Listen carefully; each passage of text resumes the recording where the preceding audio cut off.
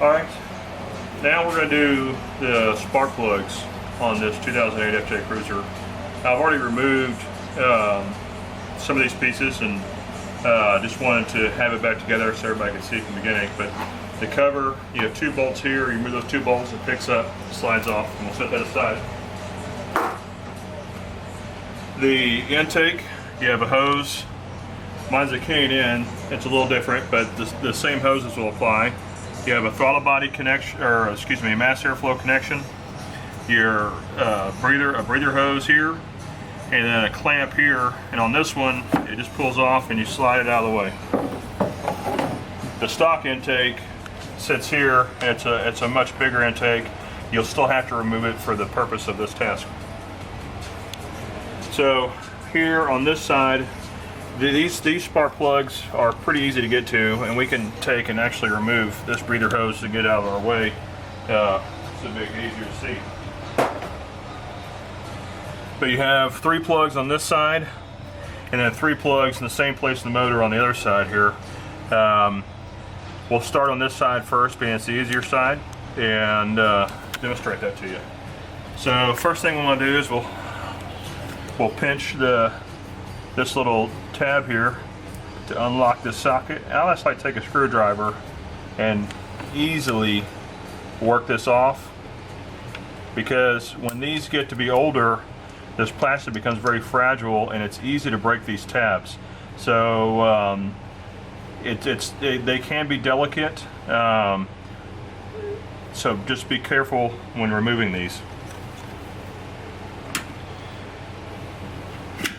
The coil here is a 10mm bolt, and we'll just break it loose.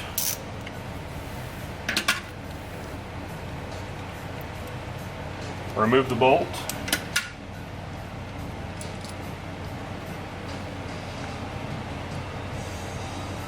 The coil, you have to wiggle it a little bit sometimes.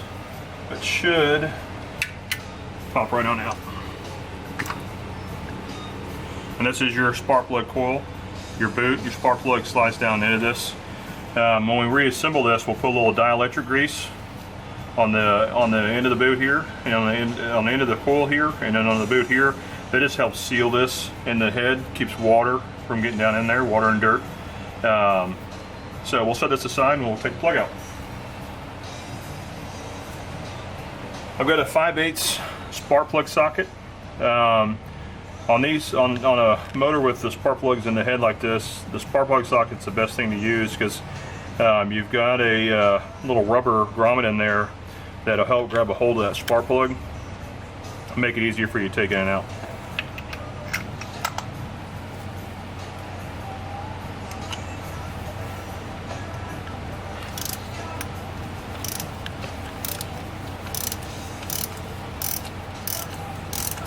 This motor has, we're right at 91,000 miles, and Toyota recommends that you change these spark plugs every 30,000. So we are not the original owners of this vehicle.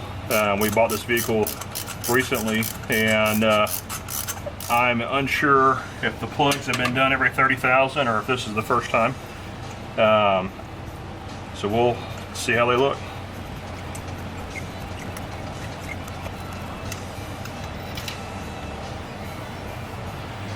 By the looks of it, I don't think that plug's ever been changed.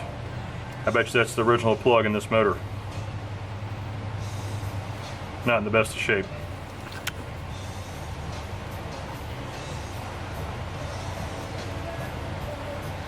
Get the new plug and put it in. So I've gapped this plug, or excuse me, I checked the gap on it. These plugs come pre-gapped from NGK. Denso uses NGK. Or Denso is Toyota, and they use NGK. So whether you buy NGK or you buy Denso, it's the same product. I've put a little anti-seize on the threads here, and that'll just help keep the plug from seizing up in the aluminum head. I'm going to replace this with a uranium plug, which has a longer life and a little hotter spark to it. Should help the vehicle run a little better.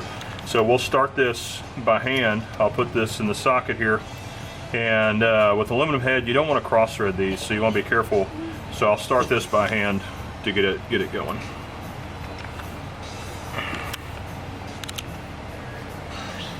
Now when you're tightening down the spark plug, the old rule of thumb, and it's still a good rule of thumb to go to if you don't have a torque wrench, is hand tight and then half a turn. You know, a lot of people that have done spark plugs before will do these by feel, and there's nothing wrong with that. I happen to have a torque wrench, and Toyota has a torque spec 15 foot-pounds, which isn't much more than hand tight there. So I'll just use the torque wrench and get it within factory spec.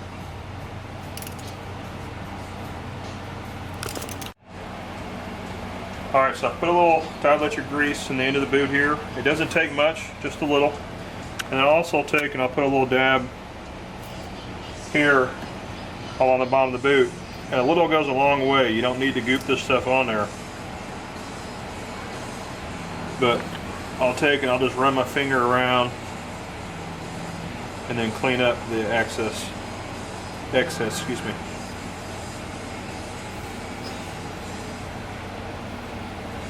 So we'll reinstall this plug boot. So you'll feel it before it seats, you'll feel it hit the plug. And you just push it down on there, and then we'll run the bolt down. Now Toyota says this bolt here should be torqued to 7.5 foot-pounds. Most torque wrenches don't go to 7.5 foot-pounds, but I have a wrench that does inch-pounds of torque, and 7.5 foot-pounds is the equivalent of 90 inch-pounds. So I'm going to use that, and there it goes, 90 inch-pounds. We'll plug the coil back in. If you wanted to clean this connection, you could this time, but this one looks really clean. I'm not going to bother with it. And that's good. That's it for that spark plug. I'm going to do the rest on. I'm going to do these other two, and then I'll come back and show you some of how the other side differs a little bit. So on this side of the motor, on the driver's side, the process is the same. The spark plugs are just a little more difficult to get to. On the driver's side, the intake for the engine hangs over the head of the motor. But what I did to gain a little extra room and access to that is to move some of the hoses that are over here. First, I've disconnected the plug for this here, and then there's a 10mm bolt that comes out, and this comes off. You can pull the hose out of the guides here and just kind of move this to the side. Next, down here you can see where I've taken this bolt out already. What that is there's a mount for that holds these hoses to the side of the motor here. So if you take that bolt out, you can kind of take and push these down and out of the way a little bit, and that gives you more access to the 3 coils over here. Still not easy to get to them, but the concept is the same as it is on the other side of the motor.